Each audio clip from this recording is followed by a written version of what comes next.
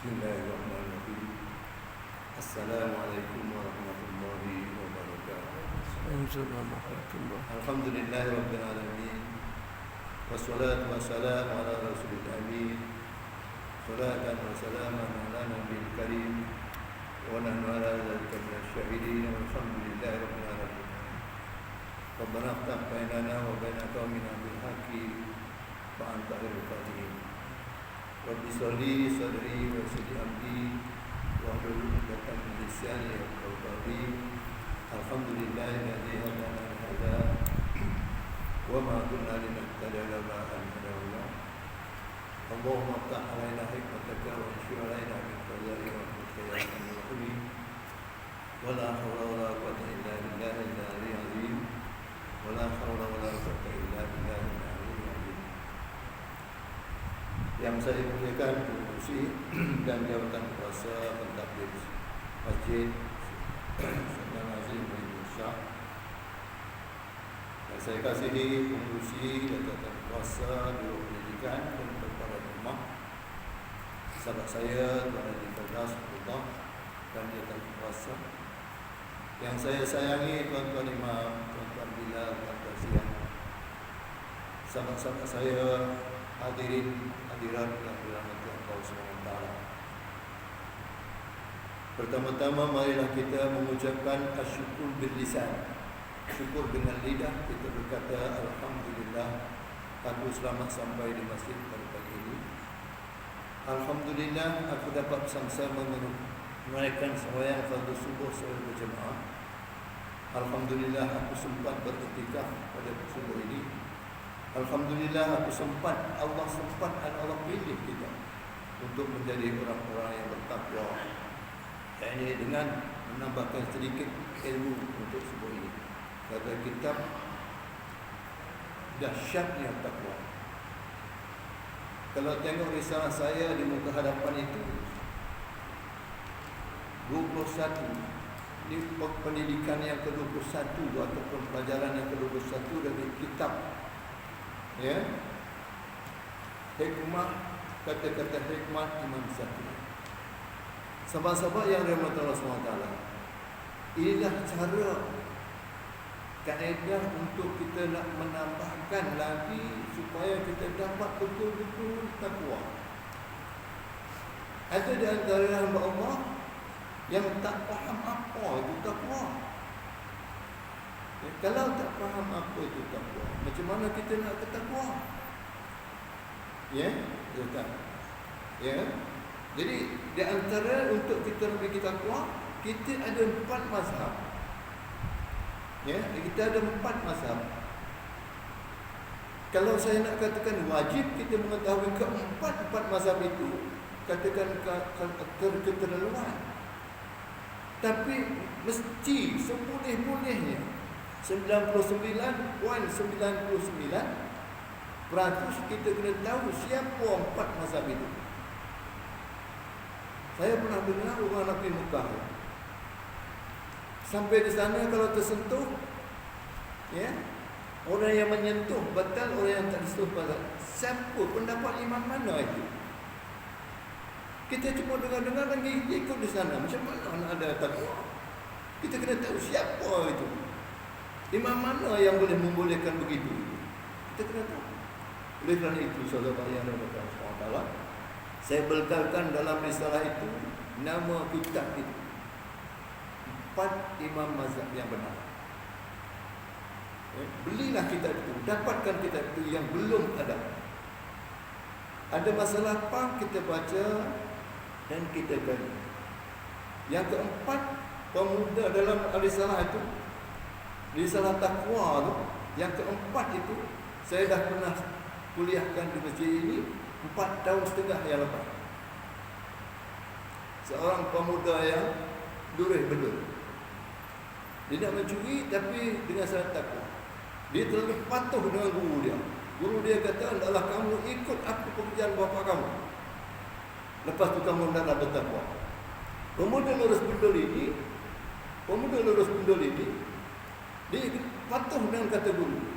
Tanya maknya balik ke rumah, mak apa kerja bapa dulu mak? Maknya tak nak jawab. malu nak jawab. Tanya sampai menangis anak ni tadi. Pemuda luar ni menangis dia.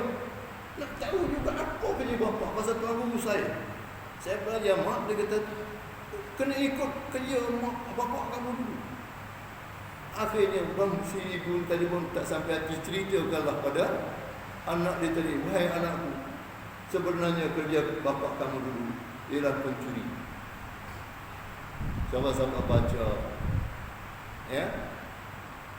Iktibar pemuda dulu. Baik, sahabat yang dimaksud kita kenal siapa dia Imam Syafi'i itu? Imam Syafi'i itu, nama dia itu bukan Syafi'i. Nama dia ialah Ahmad. Bapa dia Idris, mak dia Habibah. Yang dilahirkan di Makkah, kemudian dipindah ke Palestin. Diam di Gaza sambil bekerja di sana. Ya, hasil cinta yang unggul, Idris ni kahwin dengan Habibah Al-Azraq. Sampai dia bekerja di sana, tak ada kenalan, tak ada saudara mara di Palestin. Dan berduduk di Gaza, ya. Akhirnya maklumlah, dan suami isteri dia pun mengandung. Ya, mengandung. Ringkaskan cerita, potong cerita.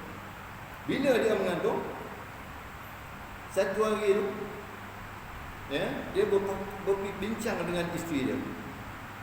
Wahai kandang, malam tadi saya bermimpi keluar bintang yang bercahaya gemerlapan daripada paras saya. Wahai kandang. Suami dia namanya Idris pun begitu, saya wahai Adinda. Saya juga bermimpi bintang keluar daripada perut saya ini memancar terus ke langit. Oh, kalau begitu wahai Adinda, kita samalah dengan Aminah, di mana ketika dia mengandungkan Nabi Muhammad sallallahu alaihi wasallam, hampir salahnya Aminah ini bermimpi keluar daripada parasnya bulan yang bercahaya-cahaya naik ke langit. Jadi apa pelajaran di sini untuk kita takwa? Pernahkah kita berfikir, anak aku ada 9? Pernah aku berbincang dengan isteri saya begini? Pernahkah ada mimpi baik dalam masa dia mengandung? Masa dia hamilkan anak-anak kita yang 9 itu umpamanya, anak kita yang 2 orang itu umpamanya, anak kita yang seorang itu umpamanya, apa mimpinya? Kita nak takwa ni. Kita nak takwa, kena intim dengan suami isteri. Ya? Oleh kerana itu, sahabat yang Allah, carilah kita, ya, 4 imam yang benar. Imam Asy-Syafi'i ini, nama dia Ahmad. Ya, nama dia Ahmad. Dia keturunan Quraisy daripada suku Bani Hashim. Atuk dia, moyang dia sama dengan atuk Nabi Muhammad sallallahu alaihi wasallam, Abdul Muttalib. Jadi ada salah silah dengan Nabi Muhammad sallallahu alaihi wasallam. Begitulah hebat. Ya. Kita tahu itu pun cukup. Ini tak tahu siapa dia Imam Syafi'i. Nama Imam Syafi'i Muhammad, yang diberi nama oleh bapa dia, mak dia sepakat. Kenapa kan dia nak namakan dia Muhammad? Muhammad adalah orang yang terpuji, minta kepada Allah SWT supaya anak-anak kita ini, makhluk yang di langit, makhluk yang di bumi, dan semua manusia memuji anak kita. Tengok harapan seorang bapa untuk menjadi anak yang saleh. Kita macam mana? Pernahkah kita begitu? Kita tanya diri kita. Ya? Ya. Di sana ada pelajaran. Cari dalam kitab itu. Ketika masa hamilnya, nak bersalinnya, Habibah ni membaca ayat Al-Quran. Carilah dalam kitab itu. Saya tak bacakan ayat Al-Quran itu. Cari dalam itu. Ya, cari dalam itu. Kemudian melahirkan anak yang saleh dan saleh. Ya, maknanya nama dia Ahmad bin Idris. Selepas dia bersalin, Idris ni bercita-cita nak balik ke Mekah. Kanda, buat apa kita balik ke Mekah? Di sana semua saudara mara kita ada di sana. Lalu kita pindah sajalah ke Iraq. Belum sempat pindah ke Iraq, Habibah pun bersalin. Maka pesan daripada suami dia, wahai Habibah isteri, selepas kita bersalin, engkau bersalin nanti, kita pindahlah ke Mekah, tempat lahir kita. Idris ni dilahirkan di Mekah, Habibah pun dilahirkan di Mekah. Pindah ke Palestin, duduk di Gaza, menetap di Gaza, bekerja sambilan untuk mencari nafkah. Kerana tak sempat Nabi pindah ke Baghdad, ke Baghdad, maka Habibah pun bersalin. Setelah bersalin, dia ingat pada pesanan suami dia, baliklah ke Makkah. Maka Habibah bawa anak dia Muhammad ini balik ke Makkah. Sampai ke Makkah, keluarga dia banyak. Pada satu hari, datanglah pak saudara Muhammad bin Idris ini, adik kepada Idris, ziarah anak saudara. Sampai di rumah, Assalamualaikum ya Habibah. Waalaikumsalam, baik pak cik. Tengoknya dah Muhammad ini. Tengok Muhammad ini, Allah. Pak saudara dia tengok Muhammad ini, tak ubah macam atuk dia dulu. Wajah dia, bentuk muka dia, air muka dia, tangan dia, tak ubah macam atuk dia dulu. Siapa nama atuk dia? Asy-Syafi'i. Wahai Habibah, kau tukarlah anak kamu ini, namakan Syafi'i. Maka itulah sebab kita kata Imam Asy-Syafi'i. Hasil daripada pak saudara dia, pak saudara bukan cara-cara manusia. Kalau dia takkan dia berani nak mengubah nama dia yang diberi oleh mak bapak dia Muhammad kepada Asy-Syafi'i.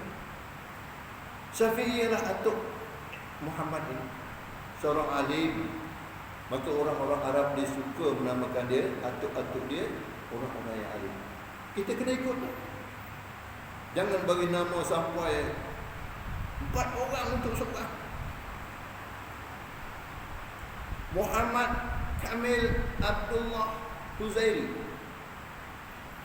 Muhammad Amil Abdullah Huzairi. 4 orang, dia beban oleh seorang budak.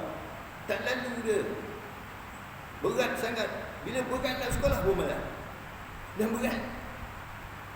4 orang ni pun masuk orang. Padahal tu apa? Patut untuk 4 orang dibagi nama seorang tak dia. Berat ni kat mana? Jumpa saya ustaz, anak saya tak nak pergi sekolah. Siapa nama anak kamu, Cik Puan? Nama saya Muhammad Amir Abdullah Al-Huzairi. Muhammad Amir Abdullah. Dia ni yang sebenarnya bukan dia tak nak sekolah, dia nak sekolah.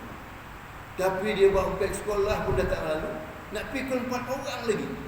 Mana dia nak lalu? Ini yang ketiga saya cerita. Tengok nama Muhammad, cukuplah. Nama Mastur, cukuplah. Nama Firdaus, cukuplah. Nama surga, Firdaus. Kebetulan dapat oleh Tuan Haji Firdaus kita, Birum Pendidikan. Cukup. Temah. Bukan dengan ajar itu, bukan. Baik. Muhammad asalnya dinamakan dia Syafi'i, sempurna dengan atuk yang keempat. Atuk dia yang keempat. Dan yang ke-8 sama atuk yang ada Abdul Muttalib dengan Rasulullah sallallahu alaihi wasallam. Baik. Apa dia punya kata-kata hemat? Sahabat, belilah kitab ini. Saya tak paksa, saya tak suruh. Belilah kitab ini. Ada masalah apa? Nak tunggu isteri, beli pasar, buka kitab tu, baca dalam kereta. Jangan buang masa lagi. Tak ada masalah.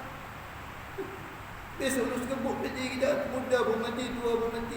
La ilaha illallah. Bukan takut mati, tapi persediaan nak mati tu. Ayo sama saudara bersedia nak mati. Saya dah sedia nak mati. Tak takut nak mati. Gitu. Itu saya pesan kepada Haji Firdaus tu. Kuliah lepas, kalau saya mati tolong angkat bangkai saya ni sampai yang kalah di masjid ni. Pasal dia mati bagi bangkai dah, tak ada bagi nama mastur lagi dah. Tak ada panggil ustaz lagi dah, bangkai dah. Tapi kita dalam bahasa Arab pula mayat. Tapi bangkai. Baik. Kata-kata hikmat Imam Asy-Syafi'i, inilah tanda ngada ke takwa. Kita kenal siapa Imam Syafi'i, sampai Imam Hanafi. Bagaimana Imam Hanafi itu? Mati dia macam mana Imam Hanafi? Mati berengkok dalam penjara. Biru muka dia. Siapa yang menjara? Siapa yang babi racun kepada dia? Orang Islam juga.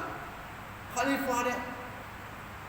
Pasal dipaksa, wahai Hanifah, nakkah kamu jadi perbendaharaan negara? Tak nak. Aku tak mampu. Kita sekarang ni berebut jawatan. Dia ditawarkan, tak mau. Aku bagi kau tempoh 3 bulan untuk mendikir. Tak mau. Bagi tempoh 3 minggu. Tak mau. Masuk penjara. Imam Hanafi. Kalau tak baca kitab tu, saya boleh dah cerita. Saya sembang-sembang di pondok, saya baca kitab tu. Orang pondok kena tahu. Jangan jadi orang pondok tikus memondok. Jadi kita orang yang memondok kena tahu siapa Imam Hanafi, siapa Imam Hanbali, siapa Imam Maliki. Ya, kita kena tahu. Imam yang pertama siapa? Imam yang ketiga berapa? Siapa? Yang keempat siapa? Bagaimana pendapat-pendapat ulama di segi imam-imam yang empat ni? Cara wudu ikut Imam Syafi'i macam mana? Ikut Imam Maliki macam mana? Sahabat-sahabat yang daripada Allah Subhanahu Wa Taala. Sahabat-sahabat sebenarnya orang yang beruntung, orang yang beruntung, bukan lagi beruntung, orang yang paling beruntung di dunia ni. Sahabat-sahabat depan saya. Imam Asy-Syafi'i 8 tahun dia belajar, satu guru, satu kitab, satu tempat dia pondok. Nampak? 8 tahun. Kita sebulan berapa Tuan Haji Bilal, berapa ustaz yang ceramah di kuliah ni?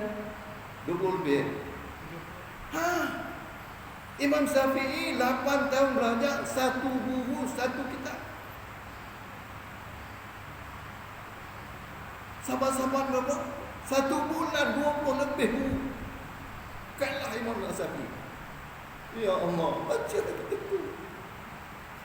Hebat 10 kali ganda, mungkin lebih daripada itu keuntungan sahabat-sahabat depan saya, termasuk saya. Fikirkan 8 tahun, satu guru, satu kitab. Nama kitab itu ialah Muwatta. Muwatta ini adalah karangan Imam Malik. Ya, karangan Imam Maliki, Imam Malik. Siapa itu Imam Malik? Orang tak tahu pula. Canggihlah. Ya, saya kata sahabat-sahabat depan saya ni, termasuk saya yang ada dalam masjid ini, orang yang 10 mungkin lebih kali ganda untungnya daripada Imam Asy-Syafi'i. Berapa kitab? Saya kitab takwa pun hampir-habis ni. Sekarang baru sampai muka surat 96. Dia ada 108. Saya nak tamatkan kitab ni. Sahabat yang memiliki kitab ni, dia tak payah beli. Habis kuliah ni, ada dah kitab. Namanya, ni kitab ni. Dahsyatnya takwa. Saya bersih. Ini baru muka yang ke-9, 65 dah. Satu, saya ambil apa kata-kata hikmat Imam Asy-Syafi'i. Tuntutlah ilmu sebanyak mungkin, kerana ia akan menjagamu dan membantu, ya, cemerlang di dunia dan akhirat. Di samping ia menjadi amalan para nabi, rasul dan orang yang saleh. Otomatik sahabat-sahabat yang depan saya ni, termasuk saya, orang-orang yang sedang mengamalkan apa yang dalam amalkan oleh para nabi, para rasul dan orang-orang yang saleh. Apa nak lagi sahabat? Kita duduk di masjid ilmu, seolah-olah kita duduk di surga. Lupa segala-galanya kan. Macam kita muka ada anak kecil, tak teringat ada anak kecil. Hikmatnya dia makan. Sekarang ni tak ada apa, lapangkan dada, duduk dengan selesa. Ya, dengarlah saya baca kitab ni. Saya tak mengajar. Baik. Ambil yang pertama tadi. Berikut adalah butir-butir kata-kata hikmat dan nasihat Imam Asy-Syafi'i sebagaimana yang terdapat di dalam kitabnya Al-Um. Sahabat-sahabat pun ada kitab Al-Um kan? Itu kan jauh lebih. Dulu Ustaz Al-Um ni, Ustaz tengok Ustaz Osman baca Ustaz Al-Um di masjid. Ya, cari kitab tu. Ya. Pendapat seorang tu adalah lebih baik daripada tenaga seorang muda. Kata kita kemat tu tak nak saya ulas. Orang yang depan saya lebih arif daripada saya. Menyokong kesalahan adalah menindas kebenaran. Ya. Satu cerita. Sakit pun mati, elok pun mati, hidup pun menyusahkan orang. Jangan. Elok pun mati, hidup menyusahkan orang. Jangan. Gugur takwa kita seperti mana gugurnya plastik yang kita bakar. Gugur takwa kita kerana menyokong kesalahan itu. Doakan dia. Dulu hidup dia isap dadah, dia dah mati, elok pun mati, hidup menyusahkan orang. Jangan semua dibuang. Gugur takwa itu seperti mana kita pakai plastik bagai habis tunggu kerana kita. Now Imam Syafi'i sahabat, bukan Imam Mastur. Yang ketiga, kebesaran seseorang itu bergantung kepada keibuannya, yang mana adalah sekeping kaki. Hati. Ala wahiyal qalb. Hati. Kita kena jaga hati. Setiap waktu kita kena hadiahkan Fatihah kepada hati. Al-Fatihah untuk hati aku. Al-Fatihah. Jantung aku, kalau terberhenti jantung, mati kita. Al-Fatihah untuk jantung aku.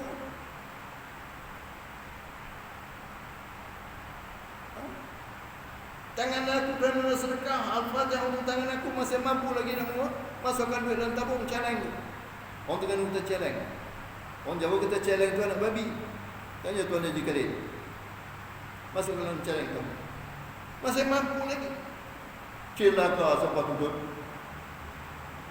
Allah bagi nikmat hidung masih berfungsi, boleh mencium, dia maki orang. Apa punya? Gugur iman macam mana kita pakai plastik? Gugur iman.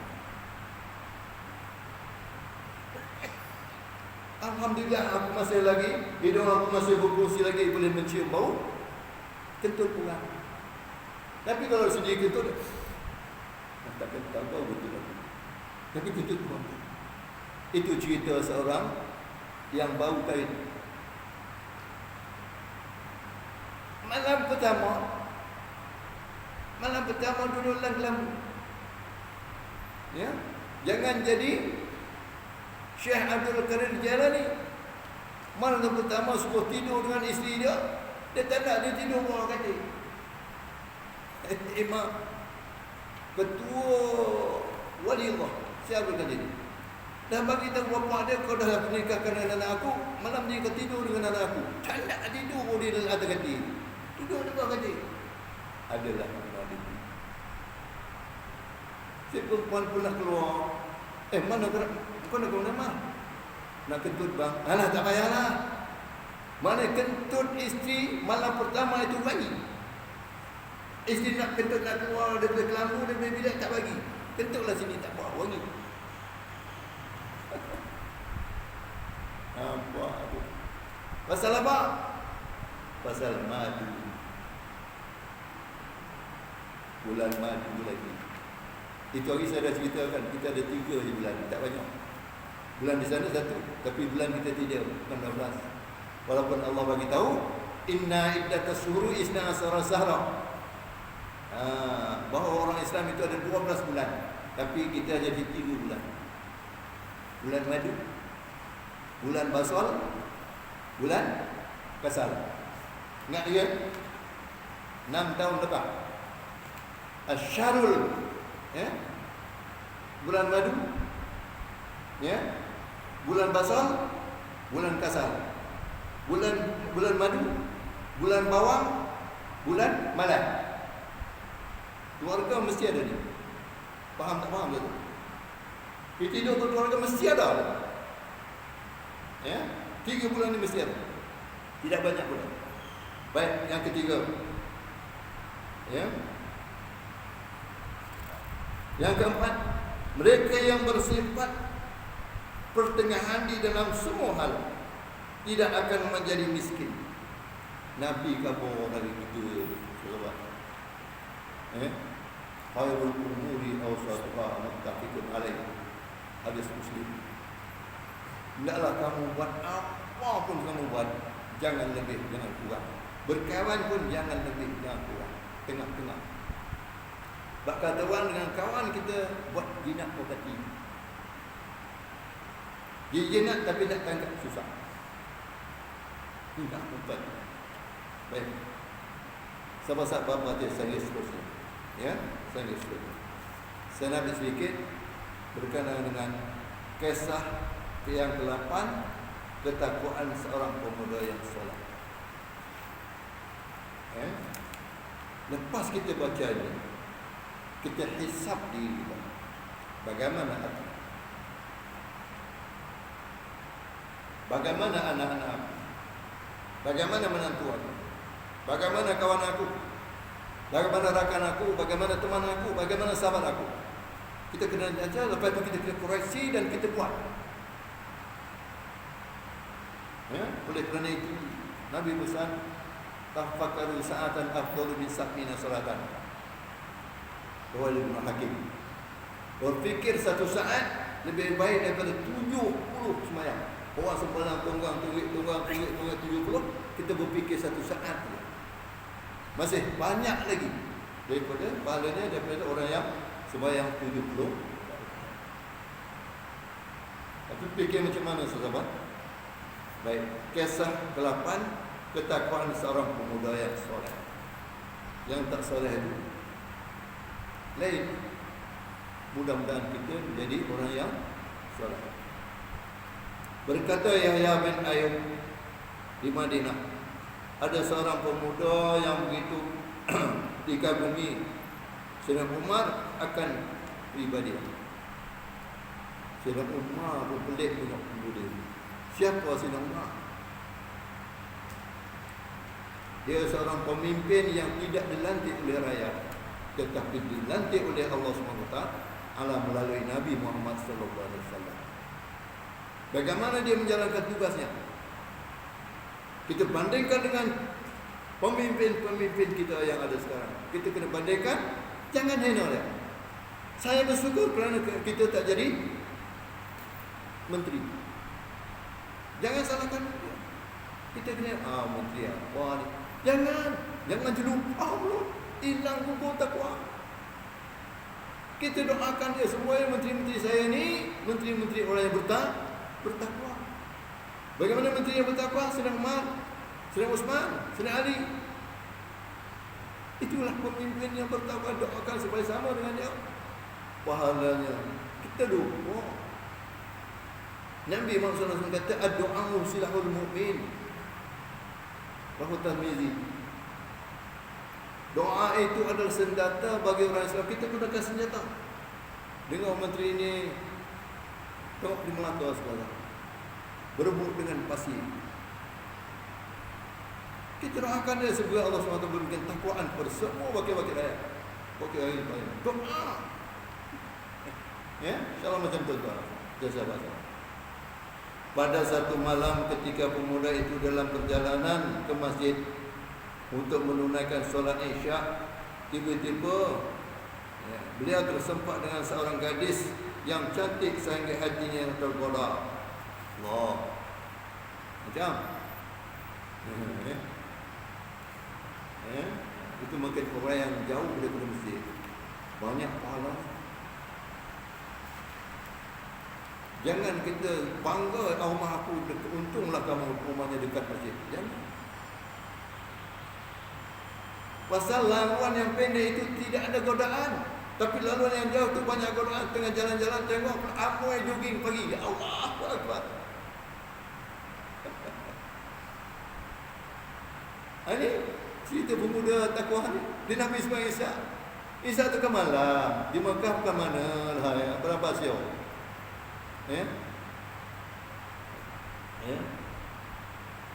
Tiba-tiba terserempak dengan seorang gadis yang cantik. Cantik tu. Kalau tak cantik tak masuk dalam kitab ni. Sehingga hatinya tergoda. Dan jatuh cinta kepada gadis itu. Ini juga saya sudah ceritakan 5 tahun lepas di masjid ini. Cerita saya berbeza sedikit je. Seorang itu balik pasar. Yang saya ceritakan dulu saya ulang balik. Balik pasar, dia duduk atas kursi bangku yang disediakan kepada dia di pasar tu. Sebelah dia seorang pemuda yang cantik, seorang pemudi yang cantik. Maka dia pun berkenan. Tunggulah sampai ke rumah dia. Bila sampai di rumahnya, apa hal kamu datang rumah ni? Tanya, siapa tanya itu? Orang gaji perempuan. Awak siapa? Saya orang gaji perempuan ini. Gadis tuan rumah. Aku berkenan dengan perempuan ini. Aku cinta dengan perempuan ini. Aku kenal dengan mata kerlingan mata perempuan ini, anak daga. Aku cinta. Maka orang gaji pun bagi tahu perempuan daga. Cik Wan, orang pemuda itu dia cinta dengan kerlingan mata Cik Wan. Dia cinta dengan kerlingan mata Cik Wan. Kalau begitu tak apalah. Pergi kamu ke dapur, ambil satu pinggan. Lepas tu kamu ambil sudu. Orang gaji pun ambillah pinggan, ambillah sudu. Perempuan ini kuih matanya. Tolong bagi pemuda ini. Maka dibagikanlah mata tadi kepada pemuda. Pemuda takut, apa ni? Tuan kata cinta dengan kerlingan mata anak dara ni. Inilah mata anak dara ni. Dia pun bawa balik.